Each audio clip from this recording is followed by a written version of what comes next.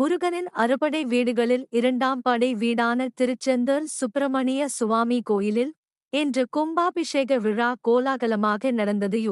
12ஆம் கால யாகசாலை பூஜை அதிகாலை 4 மணிக்கு நடந்தது. தொடர்ந்து காலை ராஜகோபுர கலசங்களுக்கு புனித நீர் ஊற்றப்பட்டு மகா கும்பாபிஷேகம் நடைபெற்றது. அதே வேளையில் சண்முகர், ஜெயந்திநாதர், வள்ளி, தெய்வானை, குமரவிடங்க பெருமாள், நடராஜர் மற்றும் புல்வெளி பரிவார தெய்வங்களுக்கும் கும்பாபிஷேகம் நடைபெற்றது. பக்தர்கள் மீது 20 ட்ரோன் வாயிலாக புனித நீர் தெளிக்கப்பட்டது. கும்பாபிஷேக விழாவை லட்சக்கணக்கான பக்தர்கள் கண்டுகளித்தனர்.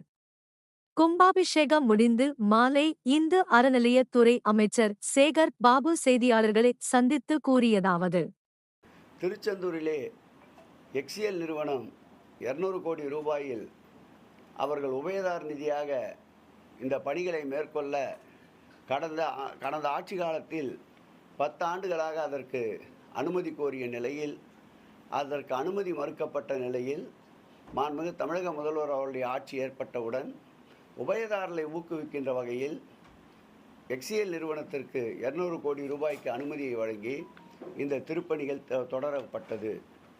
கன்சல்டன்டுடைய ஆலோசனையின் பேரில் மேலும் கூடுதல் வசதிகள் பக்தர்களுக்கு தேவை என்றதை கருத்தில் கொண்டு அரசு சார்பிலும் திருக்கோயில் சார்பிலும் ஒரு 200 கோடி ரூபாய் அளவிற்கு செலவிடப்பட்டு திட்டமிடப்பட்டு 400 கோடி ரூபாய் அளவில் இன்றைக்கு அருள்மிகு திருச்செந்தூர் சுப்பிரமணிய சுவாமிக்கு குடமுழுக்கு உங்கள் அனைவருடைய ஒத்துழைப்போடு வெகு சிறப்பாக நடைபெற்றது.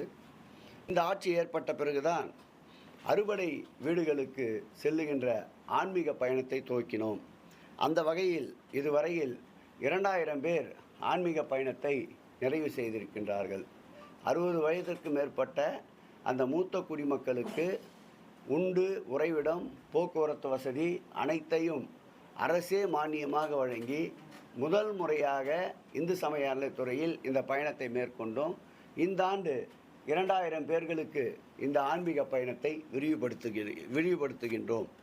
அறுபடை வீடுகளில் மாத்திரம் சுமார் 801 கோடி ரூபாய் செலவில் 275 பணிகளை மேற்கொண்டு செய்து வருகின்றோம். இந்த ஆட்சி ஏற்பட்ட பிறகுதான் அருள்மிகு பழனி தண்டாயுதபாணி திருக்கோயிலுக்கு முதன்முறையாக குடமுழுக்கை நடத்தியிருக்கின்றோம். 98 கோடி ரூபாய் செலவில் பெருந்திட்ட வரைவு பணிகள் மேற்கொள்ளப்பட்டு வருகின்றன. அரசின் சார்பில் 50 ஏக்கர் நிலங்களை கையகப்படுத்தி 2ஆம் பெருந்திட்ட வரைவிற்கு அரசே 58 கோடி ரூபாயை ஒதுக்கீடு செய்து அரசாணை பிறப்பித்திருக்கின்றது. அந்த பணிகளையும் விரைந்து மேற்கொள்ள இருக்கின்றோம். அறுபடை வீடுகளில் ஒன்றான நம்முடைய திருப்பரங்குன்றம் அருள்மிகு முருகர் திருக்கோயிலில் வருகின்ற 14ஆம் தேதி குடமுழுக்கு நடைபெற இருக்கின்றது. அறுபடை வீடுகளில் ஒன்றான திருத்தணியில் பெருந்திட்ட வரைவு பணிகள் நடந்து கொண்டிருக்கின்றன. இன்னும் ஒரு 20 நாட்களில் திருமண மண்டபங்களை அந்த திருக்கோயிலில் திறந்து வைக்க இருக்கின்றோம். இந்த ஆட்சி ஏற்பட்ட பிறகுதான் மருதமலை திருக்கோயிலுடைய குடமுழுக்கு நடந்திருக்கின்றது. இந்த ஆட்சி ஏற்பட்ட பிறகுதான் வடபழனி முருகர் கோவிலே குடமுழுக்கு நடைபெற்றிருக்கின்றது. இந்த ஆட்சி ஏற்பட்ட பிறகுதான் சுவாமி மலையிலே பக்தர்களுக்கு 100 படிகள் ஏறி சென்று தரிசனம் செய்கின்ற நிலை இருப்பதால் மூத்தோர்கள், நோய்வாய்ப்பட்டவர்கள் சிரமப்படுவதால் அங்கே மின்தூக்கி பணிகள் நடந்து கொண்டிருக்கின்றன.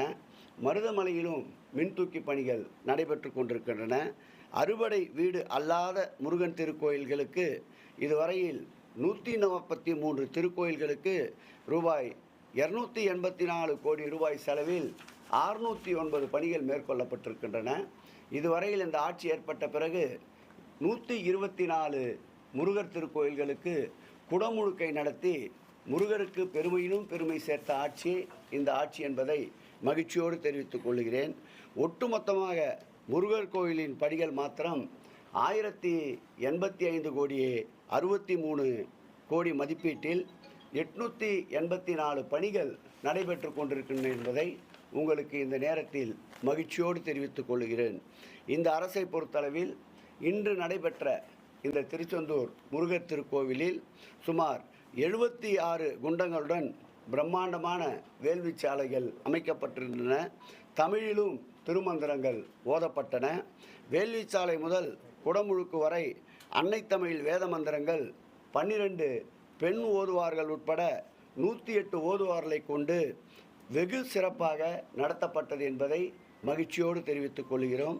12 திருமுறைகள், திருப்புகழ் மற்றும் கந்தர் அனுபதி முற்றேதல் போன்ற அனைத்து நிகழ்வுகளையும், முருகனுக்கு உகந்த அனைத்தையும் இந்த குடமுழுக்கிலே நிறைவேற்றியிருக்கின்றோம். சுமார் 5 லட்சத்திற்கும் மேற்பட்ட பக்தர்கள் பங்கேற்றதாக காவல்துறையினுடைய கணக்கெடுப்பிலே சொல்லப்பட்டிருக்கின்றது. அதேபோல் ஸ்பிரிங்கர் மற்றும் ட்ரோன்கள் மூலமாக புனித நீர், இந்த குடமுழுக்கிலே பங்கேற்ற அனைவருக்கும் புனித நீர் தெளிக்கின்ற நிகழ்வினை வெற்றிகரமாக நடத்தி காட்டியிருக்கின்றோம். இந்த திருக்கோயில் திருமுழுக்கை பல்வேறு சட்ட போராட்டங்களுக்கிடையே இதை நடத்தியிருக்கின்றோம். ஒரே வழக்கிற்கு, ஒரே நிகழ்விற்கு, ஒரே பொருளுக்கு 3 முறை உச்ச நீதிமன்றத்தை அணுகிய விசித்திரம் இந்த குடமுழுக்கில் தான் நடந்தது. ஒரே வழக்கிற்கு யார் குடமுழுக்கிற்கு உண்டான நேரத்தை ஒத்துக்கொண்டு கையெழுப்பமிட்டாரோ அவரே மீண்டும் நீதிமன்றத்திற்கு சென்ற ஒரு விசித்திரமானவும் இந்த குடமுழுக்கில் தான் நடைபெற்றிருக்கின்றது. மதுரை நீதிமன்றத்தில் பெஞ்சில் மாத்திரம், அமர்வில் மாத்திரம் 3 முறை இந்த திருக்கோயிலுடைய வழக்கே திரும்ப திரும்ப பெறப்பட்டது. அருள் முருகன், சக்தி கொண்ட முருகன் எல்லாவற்றையும் சூரசம்ஹாரம் செய்து இன்றைக்கு மகிழ்ச்சியோடு இந்த குடமுழுக்கை ஏற்றுக்கொண்டிருக்கின்றனர். இந்த அரசு ஏற்பட்ட பிறகு ஒட்டுமொத்தமாக 3289 திருக்கோயிலுக்கு குடமுழுக்கை நடத்தியிருக்கின்றோம். சுமார் 6800 கோடி ரூபாய் அளவிற்கு பணிகள் மேற்கொள்ளப்பட்டு முடிவுற்ற பணிகளும் இதில் இருக்கின்றது.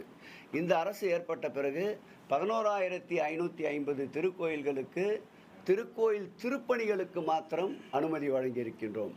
ஆகவே அனைத்து கடவுளுக்கும் ஆகம விதிப்படி 12 ஆண்டுகள் நிறைவுற்ற அனைத்து திருக்கோயில்களுக்கும் குடமுழுக்கு நடத்துவதுதான் இந்த அரசினுடைய கொள்கை.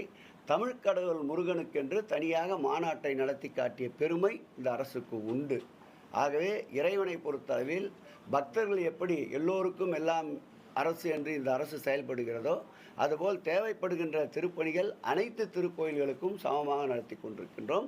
அதில் முருகர் தமிழ் கடவுள், முருகனை பல பேர் சொந்தம் கொண்டாடுவதால் இந்த அரசு தமிழ் கடவுள் முருகனுக்கு என்ன செய்திருக்கிறது என்பதை எடுத்து சொல்லக்கூடிய ஒரு சூழல். இந்த ஆட்சி வந்த பிறகு மாத்திரம் பார்த்தால் 11,078 பணிகளுக்கு உபயதாரர் நிதி மாத்திரம் சுமார் 1403 கோடி ரூபாய் உபயதாரர் நிதி மாத்திரம் வந்திருக்கின்றது. இந்து சமய அறநிலையத்துறையின் வரலாற்றில் ஒரு 4 ஆண்டுகளில் இவ்வளவு உபயதாரர்கள் திருப்பணிகளை மேற்கொள்ள வந்தது இதுதான் முதல் தடவை. அதற்கு காரணம் அவர்கள் செய்கின்ற அந்த பணிகள் அனைத்தும் அவர்களால் நன்கொடையாக வழங்கப்படுகின்ற அந்த பணம் அனைத்தும் முறையாக அந்த திருப்பணிகளுக்கு செலவிடப்படுகிறது என்ற ஒரு மகிழ்ச்சியில் அதிகமாக வருகிறார்கள். உபயதாரர்கள் மகிழ்ச்சியோடு வந்து கொண்டிருக்கின்றார்கள். இவ்வளவு பெரிய தொகை இதுவரையில் இந்து சமய அறநிலையத்துறை வரலாற்றில் வந்ததில்லை.